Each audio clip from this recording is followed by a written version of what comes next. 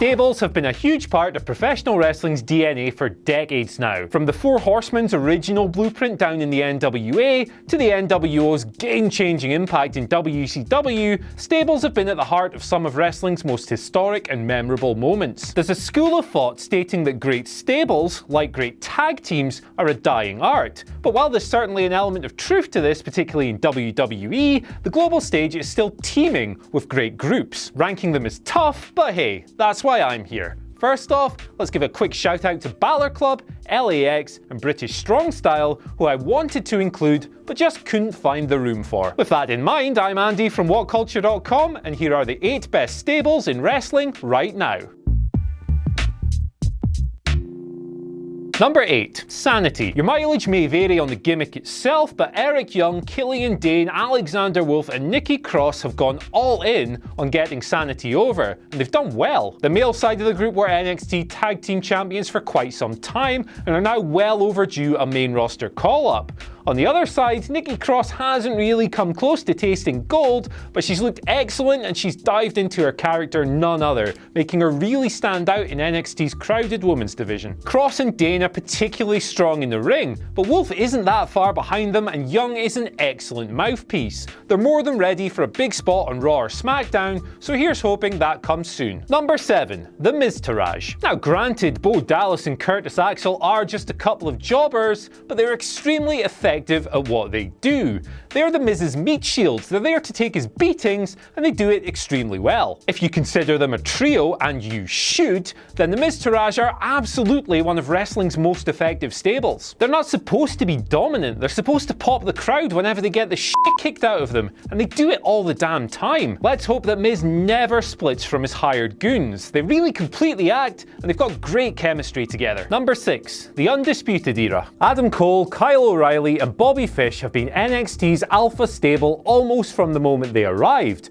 and with Roderick Strong seemingly joining the group in New Orleans, they're on fire at the moment. They aren't the top heels in developmental right now, that would be Tommaso Ciampa, but they're simmering just below, and you know WWE are going to make Adam Cole a huge main roster star someday. With Cole as the first ever North American champion and O'Reilly and presumably Roddy as tag champs, their dominance is assured and the rocket push will continue. Number 5. Chaos. The purposeless rabble that is New Japan's top babyface stable wouldn't be anywhere near our list if it wasn't for their newest member, but fortunately, Jay White's arrival has made them much more interesting. The current IWGP United States champion doesn't care how the group fare, he's only there because he wants to fight Bullet Club, and he knows that lining with Kazuchika Okada and co is the best way to do that. He has eyes on the Rainmaker's IWGP heavyweight title, someday he's gonna come for it, and he's already sowing seeds of discontent within their ranks. Featuring guys like Okada, Will Ospreay and Hiroki Goto, Chaos currently house some of the world's most exciting talent, and if the Jay White story progresses as well as it has been,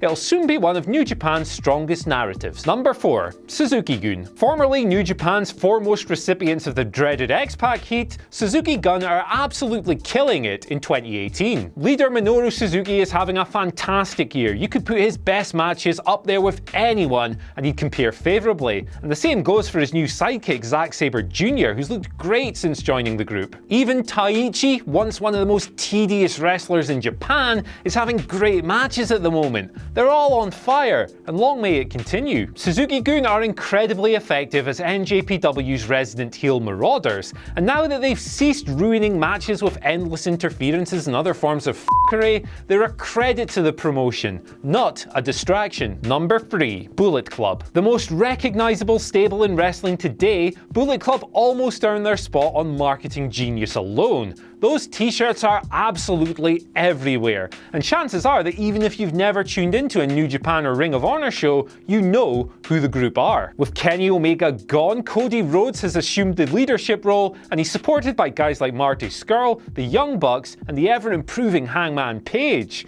It remains to be seen where the group's Tongan contingent will fall in the long run, but the ranks are still swelling. The ongoing storyline with Omega and Kota Ibushi is the most progressive thing in wrestling today, way. Much of this is down to Cody's excellence as a villain, but it has breathed new life into a blasé 2017 for Bullet Club, and now they're pushing forward with renewed purpose. Number 2. The New Day. Now, a lot of you are probably sick of the New Day shtick now, and I get that. They've been doing this for a long time with little variation, but if we want to look at success, chemistry and match quality, it's hard to ignore their case. Big E, Kofi Kingston and Xavier Woods are one of the most decorated teams in recent WWE history, and last year's matches with the Uso harked all the way back to the tag division's glory days. Frankly, it's only a matter of time before WWE take those belts and throw them back on the trio. Now, they're hindered somewhat by being on SmackDown, which is comfortably WWE's worst brand at the moment,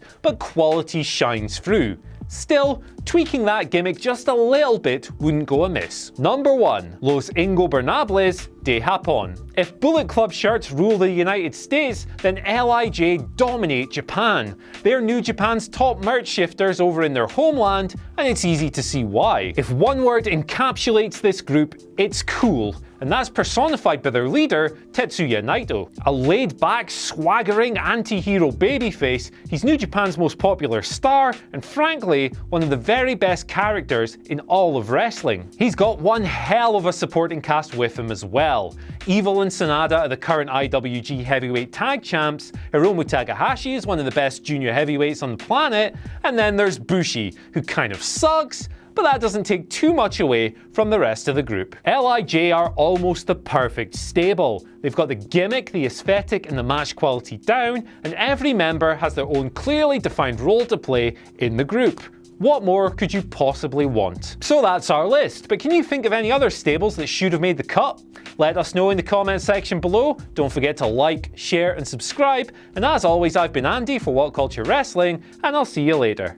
Hey guys, thanks for watching the video. Don't forget to subscribe below, and if you're looking for more content like this, then try a few things that are floating about around my ears. It might be fun. I can't promise it though, but it might be.